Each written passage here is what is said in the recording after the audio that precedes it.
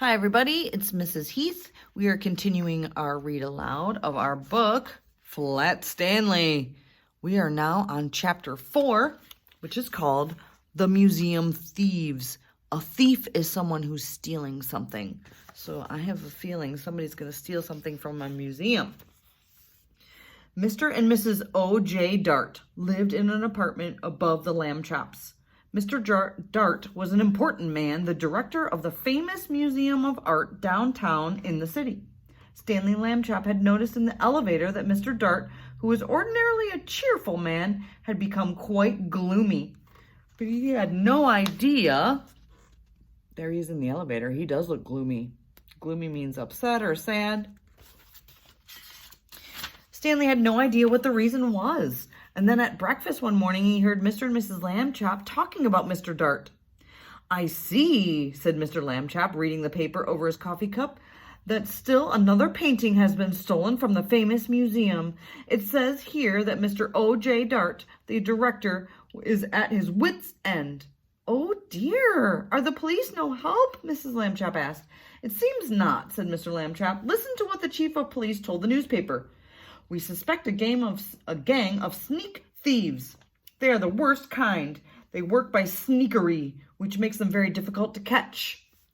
There he is reading the paper, and it says, "Another painting stolen." "However, my men and I will keep trying. Meanwhile, I hope people will buy tickets for the policeman's ball and not park their cars where signs say don't." The next morning, Stanley Lambchop heard Mr. Dart talking to his wife in the elevator. "These sneak thieves work at night," Mr. Dart says. "It is very hard for our guards to stay awake when they have been on duty all day. And the famous museum is so big, we cannot guard every picture at the same time. I fear it is hopeless, hopeless, hopeless." Suddenly, as if an electric light bulb had lit up the air above his head, giving out little shooting lines of excitement, Stanley Lambchop had an idea. He told it to Mr. Dart. I wonder what his idea is. I bet he's going to help. "Stanley," Mr. Dart said, "if your mother will give her permission, I will put you and your plan to work this very night." Mrs. Lambchop gave her permission. "But you will have to take a long nap this afternoon," she said. "I won't have you up all hours unless you do take a nap." That evening, after a long nap, Stanley went with Mr. Dart to the famous museum. Mr. Dart took him into the main hall, where the biggest and most important paintings were hung. He pointed to a huge painting that showed a bearded man wearing a floppy velvet hat, playing a violin for a lady who lay on a couch. There's that painting. There was a half-man, half-horse person standing behind them, and 3 fat children with wings were flying around above. That, Mr. Dart explained, was the most expensive painting in the world. There was an empty picture frame on the opposite wall. We shall hear more about that later on. Mr. Dart took Stanley into his office and said, "It is time for you to put on a disguise." "I already thought of that," Stanley Lambchop said, "and I brought one. My cowboy suit. It has a red bandana that I can tie over my face. Nobody will recognize me in a million years." "No," Mr. Dart said, "you will have to wear the disguise I have chosen." From a closet, he took a white dress with a blue sash, a pair of shiny little pointed shoes, a wide straw hat with a blue band that matched the sash, and a wig and a stick. The wig was made of blonde hair, long and done in ringlets, so it was curly. The stick was curved at the top, and it too had a blue ribbon on it. It is the shepherdess shepherdess disguise, so it's like a sheep herder, a shepherd. "You will look like a painting that belongs in the main hall. We do not have cowboy pictures in the main hall." Stanley was so disgusted he could hardly speak. "I will look like a girl. That's what I will look like," he said. No pictures on this page, just words. There he is, though.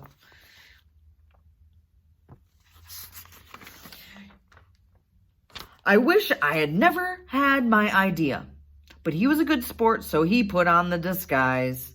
Back in the main hall, Mr. Dart helped Stanley climb up the empty picture frame. Stanley was able to stay in place because Mr. Dart had cleverly put 4 small spikes in the wall, one for each hand and foot. The frame was a perfect fit against the wall.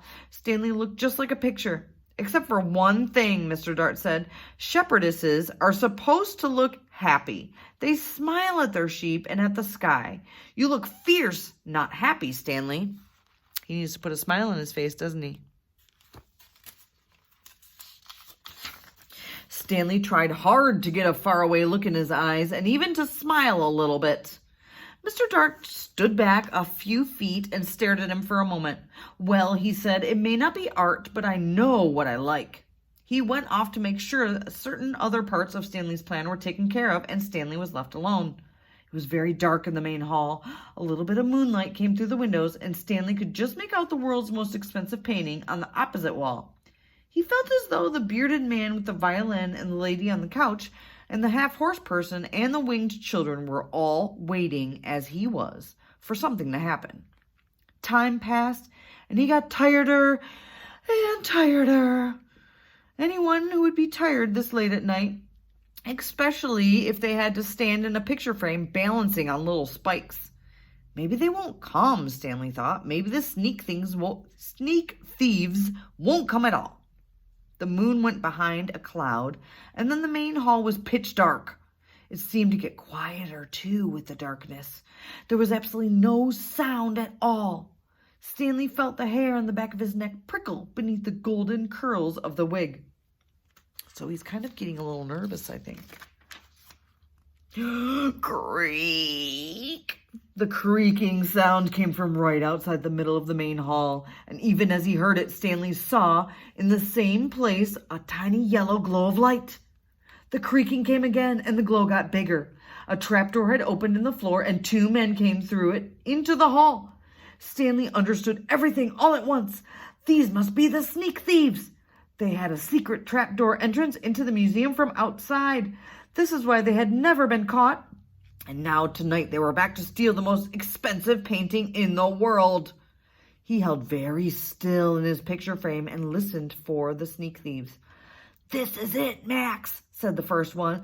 This is where we art robbers pull a sensational job whilst the civilized community sleeps. Right, Luther, said the other one. In all this great city there is no one to suspect us. Ha-ha, thought Stanley Lambchop. That's what you think. There they are, coming in their trapdoor.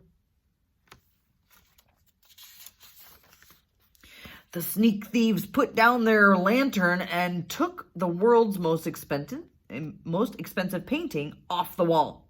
What would we do to anyone who tries to capture us, Max? The first man asked. We would kill him. What else? His friend replied. That was enough to frighten Stanley, and he was even more frightened when... There they are.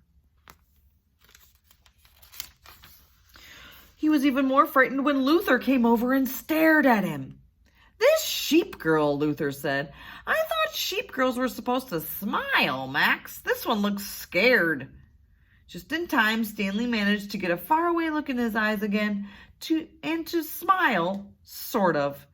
You're crazy, Luther, Max said. She's smiling. And what a pretty little thing she is, too. That made Stanley furious. He waited until the sneak thieves had turned back to the world's most expensive painting, and he shouted in his loudest, most terrifying voice, Police! Police! Mr. Dart! The sneak thieves are here! There he is yelling. The sneak thieves looked at each other. Max, said the first one very quietly, I think I heard the sheep girl yell. I think I did too, Max said in a quivery voice. Oh boy, yelling at pictures, we both need a rest. You'll get a rest all right, shouted Mr. Dart, rushing in with the chief of police and lots of guards and policemen behind him. You'll get arrested. That's what. Ha ha ha. The sneak thieves were too mixed up by Mr. Dart's joke and too frightened by the policemen to put up a fight. Before they knew it, they had been handcuffed and led away to jail. The next morning in the office of the chief of police, Stanley Lambchop got a medal. The day after that, his picture was in all the newspapers.